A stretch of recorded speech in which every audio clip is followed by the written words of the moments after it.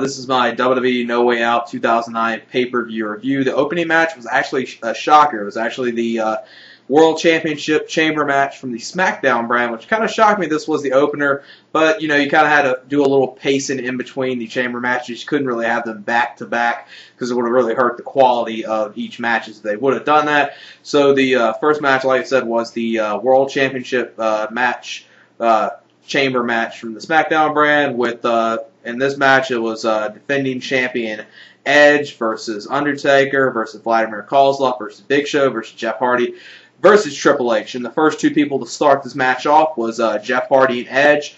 They went back and forth for about 3-4 minutes. And actually, the first elimination came with Jeff Hardy rolling Edge up, so guaranteed that this was going to have a new World Heavyweight Champion. I gotta say, Edge did a good sell job after being so shocked that he took the pinfall from Jeff Hardy, so that really helped, the presence of this match to showcase, okay, there's definitely a new World Champion, and he did a good job of selling that factor to the fans and the people definitely viewing it on pay-per-view.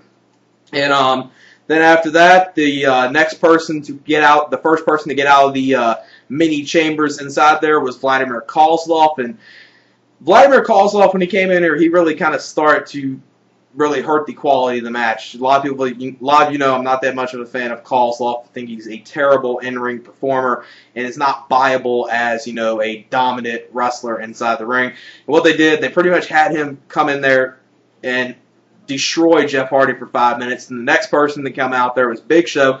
Big Show pretty much helped Vladimir Kozlov, so you saw it be 2-on-1 against Jeff Hardy for a little duration of 5 minutes.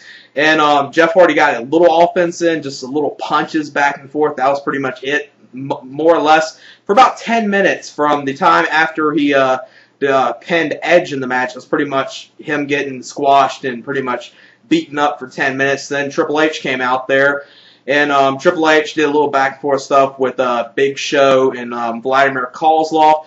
Then after this, Undertaker was the last one to get out of the mini chambers. And I gotta say, the first portion of this match before Undertaker got in here was a pretty lackluster match. When Undertaker came in there, it kind of picked the quality of the match up, really helped the match overall. And what happened after this? The first person to get eliminated after this was Vladimir Kozlov when Undertaker hit a last ride to him. Then the next person that got eliminated after this, obviously you expected them to do some finishing maneuvers to Big Show to get him eliminated. What they did was he was at the top rope. Undertaker did a superplex to him, and then Triple H hit a pedigree to him. Then at that point, or before that, Jeff Hardy was already on top of one of the mini chambers, and he did a swanton dive to Big Show. Then Triple H gets the pinfall. So then you got Triple H, Undertaker, and Jeff Hardy left in this match. And they did some good back and forth stuff. First person to get eliminated after this was Undertaker pins a little after this. Undertaker pins Jeff Hardy after hitting a tombstone to him. And last two were Undertaker and Triple H. They went back and forth for maybe 5-8 minutes. They did a lot of good back and forth stuff. Really enjoyed it. And they did a lot of false finishes. And the way Undertaker did the tombstone to Jeff Hardy, not Jeff Hardy, but during this, they kind of did the spot they did at the last year's No Way Out pay-per-view between Triple H and Undertaker, where they did the tombstone, pulling him into the ring and reversing it, and that was very good. Triple H, like I said, they did a couple false finishes. Triple H hit a pedigree. Undertaker kicked out. It looked almost likely that Undertaker was going to win this match. He hit a tombstone, but Triple H was too close to the rope, so we got a rope break. And the finish of this match saw Triple H hit a second pedigree to Undertaker to become the new World Heavyweight Champion, like I expected. I think a lot of people pretty much expected him to become the new World Heavyweight Champion. Not really the shocker there. Overall, the match, I would give it 3 stars because, like I said, after Undertaker got in there, the match quality really picked up. But the quality for about the first 20 minutes of the match was probably about 45, 46 minutes, and about half of it was pretty lackluster and boring. Then the next matchup was the Randy Orton versus Shane McMahon match, just like the Chamber match. Another match that I did not expect to be this early on the pay-per-view. And this match, it was pretty good. It wasn't that much spots or anything in here like you were probably expecting it to be. What happened in here was Randy Orton and Shane McMahon, they were going back and forth in the ring a little bit. Shane McMahon got a kendo stick involved, kept hitting Randy Orton with it. And then Randy Orton and them were brawling outside the ring. Shane McMahon gets a television monitor, hits Randy Orton with it. Randy Orton gets busted open. Then at the after this, Randy Orton, not Randy Orton, but Shane McMahon places Randy Orton on the on one of the announce tables, and then tries to go to the top, obviously, to hit the elbow from the top rope to the announce table. But at that point, Cody Rhodes and Ted DiBiase come out here. They kind of go back and forth with Shane a little bit. Shane gets back on offense. Then Shane McMahon puts Cody Rhodes into the position to take the coast-to-coast from Shane McMahon with the garbage can. And then after this, Randy Orton is still laid out on the announce table. Shane McMahon goes on the top rope, tries to hit the elbow. Randy Orton moves out the way. Then Randy Orton gets back in the ring and tells Cody Rhodes and Ted DiBiase to pretty much leave the ring area. And then after this, pretty much Shane McMahon just gets hit with a RKO, and that's the end of the match. It wasn't really a spectacular finish to the match. Orton did hit a pretty sick RKO to him, though. But I expected, Shane to do something, crazy off the Titantron or something, but they didn't do that. But Shane McMahon kind of looked pretty blown up very early in this match, so that's probably why they didn't go that route. Match, I'll probably give it about 2.5 stars. And then the next match, actually not 2.5, 2 3/4 stars. Then the next matchup is the ECW title match, which really shocked this guy midway on the pay-per-view, and this was Jack Swagger versus Finlay. Not much to talk about here. Jack Swagger retains the ECW title like everyone expected, hits the Dr. Bomb to retain it. Not that good of a match. I'm not a fan of Jack Swagger. There's nothing about him that I find enjoyable, and I know some people might, but I doubt that many people enjoy his matches at all. At best, if I'm being very generous, 1 3/4 stars. It just was a very boring match, and Finlay's one of those in-ring workers that I feel can put on good quality matches when he wants to, but this was just a very bland match at best. Then after this was the All for Nothing match with JBL and Shawn Michaels. And this was a very, very short match. I expected this to be given a little more time than what it was given. It was very short. And what they did here was, obviously everyone knew Shawn Michaels was going to go over. So Shawn Michaels, like I said, he does go over in this match. Shawn Michaels hits the super kick to JBL. Now he's out of this thing with JBL, which is thankfully the best thing that probably came out of this pay-per-view, other than what happened in the main event of this pay-per-view.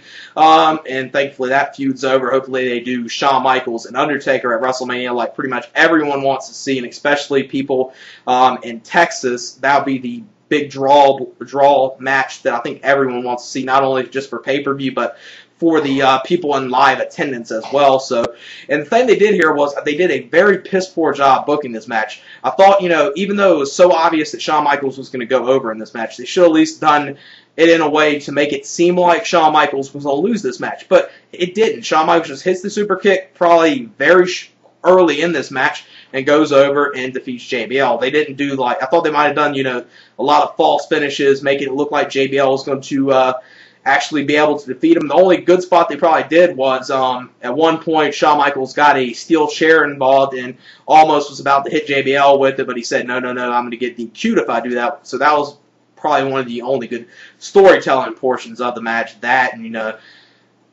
that's probably about it. And they kind of involved Shawn Michaels' wife being out there as well, but not that good of a match. I would say at best 2 1/4 stars. I expect it to be not a great match, but I was expecting it to maybe be a little better and them to pull out something, but they really didn't. But I guess with the first Elimination Chamber going so long, and that match probably, some of these matches might have had to be given some time, cut it short due to that factor. And like I said, Shawn Michaels goes over 2 1/4 stars. Then the next matchup was the Raw Elimination Chamber for the World Heavyweight title. And in this match, something actually shocking happens. The people that were in this match were obviously defending champion John Cena versus Mike Knox versus Kane, and now the fourth person to come out here was Kofi Kingston. But get this, and by now everyone obviously knows, but just to mention it in the review, obviously Edge comes out there, he attacks Kofi Kingston, and Edge puts himself in this match. So I guess now Edge is on the Raw brand, especially the outcome of this match as well. And it starts off with Rey Mysterio and Chris Jericho. They do some good back and forth stuff. Really enjoyed it. Rey Mysterio did a lot of innovative spots in this match, especially one spot during the match with Chris Jericho where they did the catapult thing and catapult Rey Mysterio into the chamber. And obviously, you know, Rey Mysterio catches himself, then he hits a Hurricane Rana to Chris Jericho, because that was definitely an innovative spot. I don't think Rey Mysterio has done that, or anyone has done that spot within the chamber before, but they might have had, and I might have just forgotten. But the first person to get out of the mini chambers was Kane, and then the first elimination came from Rey Mysterio actually pinning Kane after hitting the drop the dime thing that he does off the top of one of the mini chambers to Kane. So Kane is actually the first one eliminated in this match. I thought they might have made him go a little further in this match, but they didn't. Then the second person to come out here was Mike Knox, and they definitely did a good thing with Mike Knox. Got him out of this match as early as possible. Chris Jericho hits the code breaker to Mike Knox. So then you have four good talents in there with Rey Mysterio, Chris Jericho, Edge, and John Cena. So you know that's really going to be very good, and it was very good. And then after this, the next person to get out of the mini chambers was Edge. And after this, Cena comes out there, so it's all four of them in the ring: Edge, John Cena, Rey Mysterio, and Chris Jericho. The first elimination came from Edge. Edge pins John Cena with the spear. So John Cena's already out of this match. And then Rey Mysterio pins Chris Jericho. So it ends. Rey Mysterio pins Chris Jericho. So it ends. So the last two people are Edge and Rey Mysterio. They did a lot of good stuff. Definitely made it seem like there was a slight chance Rey Mysterio was going to win this match, but pretty much everyone probably expected Edge coming out here, being, pretty much thrown into this match. They were obviously going to give him the title, but I thought maybe they might have not gone that route of having him win the title, and already told you the ending of the match. Edge does become the new World Heavyweight Champion of the Raw brand. So this is definitely going to be interesting to see what they do here. The Raw chamber was the superior chamber, which really shocked me because, like I said before, I thought the SmackDown chamber was going to be a little better. The Raw one, I'll give it, 3.5 stars. Very good, solid stuff in there. They did what I wanted them to do: get Kane out there as quick as possible, get Knox out there as quick as possible. And, do the shocking thing, get Kofi Kingston out of the match and replace him with Edge, and Edge becoming a new World Heavyweight Champion. Not that many people saw that coming. A lot of people obviously expected John Cena to retain, and, back just like when Edge won the title at New Year's Revolution for his first time, everyone thought Cena was going to win, and they, just pulled a swerve here, threw Edge in this match. Probably no one ever expected them to go that route. And overall, I'd give this pay-per-view a 6.5. It's a step up from TNA's pay-per-view, but it still wouldn't be a pay-per-view I would tell you to go out your way to order, though. It was, it had, the two chamber matches were good. The SmackDown one was very good. Not the SmackDown one, the Raw one was very good. SmackDown one was solid, like I said, after Undertaker got in there, it started getting good. And the rest of the pay-per-view card was very lackluster, and yeah, that's it. Peace.